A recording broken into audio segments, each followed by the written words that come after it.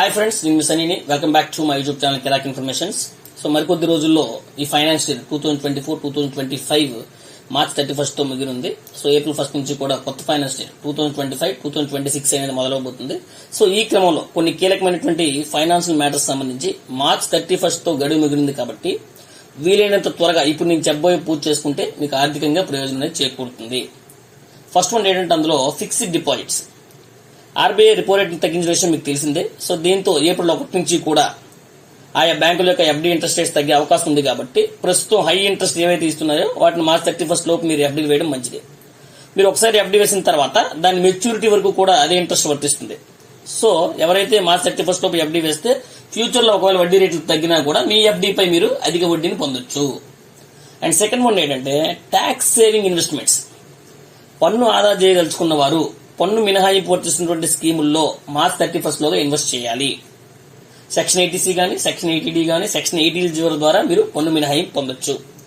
ఈ financial year ముగిసేలోగా మీరు NPS గానీ, ఈపీఎఫ్ గానీ, పీపీఎఫ్ గానీ, ఎన్ఎస్సీ గానీ, పిఎల్ఐ, ఆర్పీఎల్ఐ గానీ 5 years టైం డిపాజిట్లో గానీ మీ స్కీములో పెట్టుబడి పెట్టి మీరు పన్ను ఆదా చేయొచ్చు. అండ్ థర్డ్ వన్ ఏంటంటే ఐటీఆర్ అప్డేట్. అంటే 2021, 22, 22, 23, 23, 24 ఫైనాన్షియల్ ఇయర్ సంబంధించి ఎవరైనా తమ ఐటీఆర్ రిటర్న్స్ అంటే ఆదాయ పన్ను రిటర్న్స్ అప్డేట్ చేయాలనుకుంటే దానికి March 31 is the last date. So అంతేకాకుండా ఐటీఆర్ లో డీటెయిల్స్ లో మీరు ఇచ్చినటువంటి డీటెయిల్స్ ఏమైనా తప్పించినందుకు గాను తప్పించినా కూడా ఈలోగా మీరు వాటిని మార్చ్ 31 లోగా వాటిని మీరు సవరించుకోవచ్చు. అండ్ ఫోర్త్ వన్ ఏంటంటే యూఏఎన్ యాక్టివేషన్. కొత్తగా ఈపీఎఫ్ చేరిన వారు అంటే ఎంప్లాయీ ప్రావిడెంట్ ఫండ్ లో చేరిన వారు యూఏఎన్ ని యాక్టివేట్ చేసుకోవడానికి ఇప్పటికే చాలా టైమ్స్ అంటే నెంబర్ ఆఫ్ టైమ్స్ మీకు గడువు అనేది ఇవ్వడం జరిగింది. దాంతో ఈ గడువుని మార్చ్ 15th కి పెంచారు, అంటే మార్చ్ 15కి పెంచారు. ఈలోగా మీరు కానీ యూఏఎన్ కానీ యాక్టివేట్ చేయకపోతే మీ పబ్లిక్ ప్రావిడెంట్ ఫండ్ అంటే పిఎఫ్ అకౌంట్ ని ఆన్లైన్ లో యాక్సెస్ చేయడం అనేది సాధ్యం కాదు.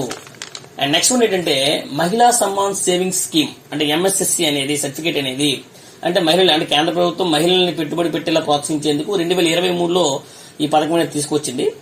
And this is one time investment scheme. దీనికి 7.5% interest rate and minimum ₹1000, maximum 2 లక్షలు. అంటే ఒక 2 లక్షలు కానీ మీరు వేసినట్లయితే 2 సంవత్సరాలకు కూడా మీకు ₹32,000 వడ్డీ అనేది ఇవ్వడం అనేది జరుగుతుంది. కానీ దానికి కూడా March 31 is the last date.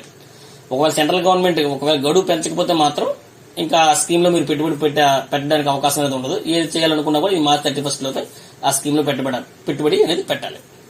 And next one ఏంటంటే 6th వన్ వచ్చి ఎస్బీఐ అమృత దృష్టి. అంటే సీనియర్ సిటిజన్స్ కోసం ఎస్బీఐ అనేది ప్రత్యేకంగా ప్రవేశపెట్టినటువంటి అమృత దృష్టి ఫిక్స్డ్ డిపాజిట్ స్కీమ్ అనేది కూడా మార్చ్ 31 తో ఎండ్ అవుతుంది. సో ఇందులో కూడా 444 రోజుల టెన్యూర్ తో 7.75% అనేది వడ్డీ ఇవ్వడం అనేది జరుగుతుంది. జనరల్ పబ్లిక్ కూడా ఈ స్కీమ్ లో 7.25% అనేది ఇంట్రెస్ట్ అనేది ఇస్తున్నారు. సో ఇదండి. సో మార్చ్ 31 లోగా మన యొక్క ఆర్థిక విషయాలకు సంబంధించి మనం చేయాల్సినటువంటి ముఖ్యమైన పనులు ఇంకా ఏమైనా మార్చ్ 31 లోగా చేయడానికి మార్చ్ 31 లోగా చేయాల్సిన పనులు ఇంకేమైనా మీకు తెలిసి ఉంటే మీరు మాకు కామెంట్ బాక్స్ లో తెలియజేయండి. ఇటువంటి యూస్ఫుల్ ఇన్ఫర్మేషన్ అందించడానికి మాకు ఎప్పటికప్పుడు మీ సపోర్ట్ అండ్ లవ్ కావాలి with likes and comments. So please hit the like button. And మీకు కనుక ఈ వీడియో నచ్చినట్లయితే లైక్ చేయండి, షేర్ చేయండి, కామెంట్ చేయండి. But don't forget to subscribe my YouTube channel కిరాక్ ఇన్ఫర్మేషన్స్. Thank you.